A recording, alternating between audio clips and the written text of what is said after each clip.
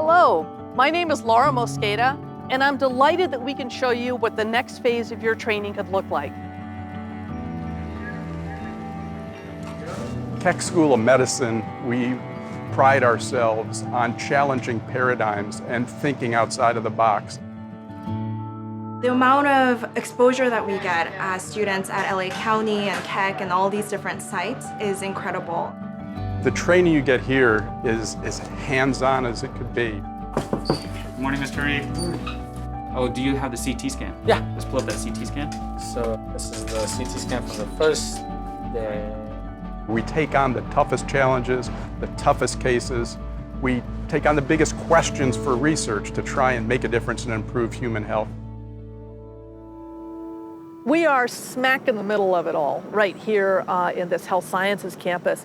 So we have a county hospital right across the street that has incredible, not only inpatient, but ambulatory facilities. Right across the street in the other direction, we have our Keck Hospital with wonderful ambulatory and outpatient surgery sorts of facilities. Then on my right, we have our Norris Comprehensive Cancer Hospital.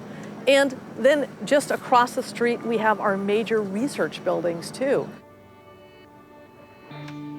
This one is unique because it's for cranioplasty. Research and education are really the foundations upon which everything else at the School of Medicine is founded on. You have multitudes of opportunities to do bench work, clinical research, translational research, and really take your work from the bench side to the bedside. Hello. Hi, Lauren. How are you doing? I'm well, thanks. This week, in fact, we've had a sickle cell patient, an aplastic anemia patient who came for treatment. We get TTP patients. We have 3 to 5 autologous stem cell transplant patients on at any given time. I've been here 44 years, and there's 2 common foundational principles. Number 1, patient interest supersedes self-interest. This is absolutely critical. Your levels are coming down, looking good. So you're thinking discharge? Yeah, I think you can go home today. The second is that this is a teaching center, and we talk about the very famous professors that are here to teach you. But the one thing everybody learns is that the master teachers are the patients themselves. And so, sir, we're going to show you what you actually had before and after. Okay? This is what you came in. Yes, that's what you came in with. Nearly locked out that entire lung, right? Yeah. Oh my gosh. You must have a passion. Part of your mission is to take care of the underserved. We are serving the underserved. We are serving those that are more socioeconomically advantaged. But essentially, you want to serve everyone and everybody and serve them the same, regardless of who they are. So who's our next patient? In here? Yep. Yes. These are the patients that, it's not just a pleasure to serve, it's an honor to serve. They're my people. I see myself reflected in the population. I really wanted to come back home in more ways than one. This could be my mom, this could be my dad, this could be my uncle. And no other place could afford me that opportunity besides here. It's been the most challenging and rewarding thing I've done in my life, being here. I've been pushed in ways that I didn't think were possible. We're looking for that spark in a person that's going to become a good physician who's going to put the patient first. Can we get Dr. Dix in here, please? Can we get some backup? No matter how dramatic this scenario is, it's something that happens. Patient just went non-responsive, her blood pressure dropped. We are pretty much in the ORs from day one. We do cases that other places just read about in textbooks. You really want to care for the caregiver. Our goal is to prevent burnout before it even happens. Takes about 8 months till you start thinking, I can do this, I can master this.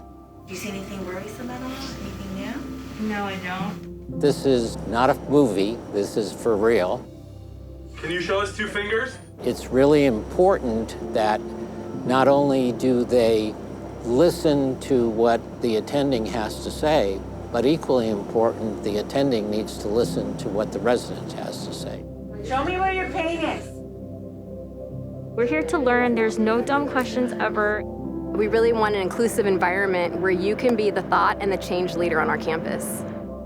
If you come to USC, you will be part of a close-knit, collaborative Trojan community. It's so important to know that you're part of the Trojan family. That's not just a catchphrase here, it's something that we really mean. We care about the people who are here. We care about you after you leave. It's a lifelong commitment on our part. Hi, my name is Hannah Reisner, and I am the second-year Family Planning Fellow at USC. At USC, we get incredible mentorship in terms of research as well as career development. We have a lot of support when developing our fellowship research project and then implementing it. We also get to practice our own mentorship skills when teaching students how to develop research projects. So I've worked with undergraduate students, medical students, and residents on research, so it's really fun to develop my own style. In our fellowship program, we have one fellow each year, so there are 2 of us, and we have 2 attendings, Dr. Bender and Dr. Wynn, and it's a 2-year fellowship. At USC, we take care of really high-risk patients who have nowhere else to go to get their abortion. So I've taken care of patients who have placenta accreta, cardiac disease, and polysubstance abuse. So I will feel really comfortable when I graduate from fellowship to take care of and to provide abortion services to any patient. We do rotate at Planned Parenthood our first half of fellowship about once or twice a week, and that's where you get a lot of high volume in terms of cases, so about 12 to 18 cases a day. So you really feel confident when you come back to county with your ability to perform D&Cs and D&Es. We offer medication abortions. So we offer mifepristone and misoprostol for patients to take in that outpatient setting. We also at times admit patients for induction of labor termination if that's what they desire, and we perform D&Cs and D&Es. We also have a complex contraception clinic, which is actually one of my favorite days of the week. This is where we take care of women with malpositioned IUDs or deep implants. We also provide contraception for women who are medically complex, and it can be challenging to decide what the best form of birth control is for them. So I really feel like I have a good understanding of the mechanism of action and the contraindications to different hormonal methods. So when I leave fellowship, I feel like I can provide birth control to anyone who desires it. Teaching is fundamental to the USC Family Planning Division. We often have a sub-I rotating with us, and we always have an OBGYN intern rotating with us. So we really get to, as fellows, develop our teaching style, which has really been a wonderful experience. We work closely with the MFM division to take care of their high-risk patients. We provide abortions for patients for maternal indications as well as fetal indications.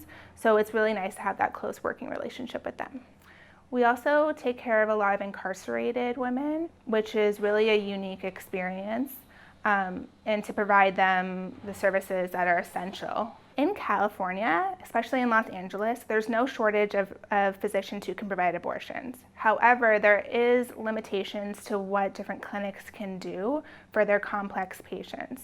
So in terms of their risks to anesthesia or their risk to surgery, so that's why we get sent some of these really high-risk patients. I would tell an applicant who's deciding between this program and another program is that you won't find better mentorship at another program. I think that your ability to grow as a person and as a physician and as a teacher and as a researcher is the best here.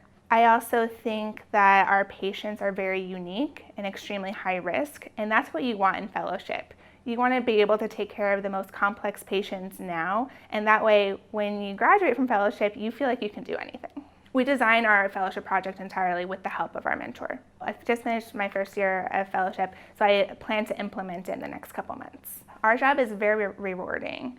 I get a lot of satisfaction every day from my job.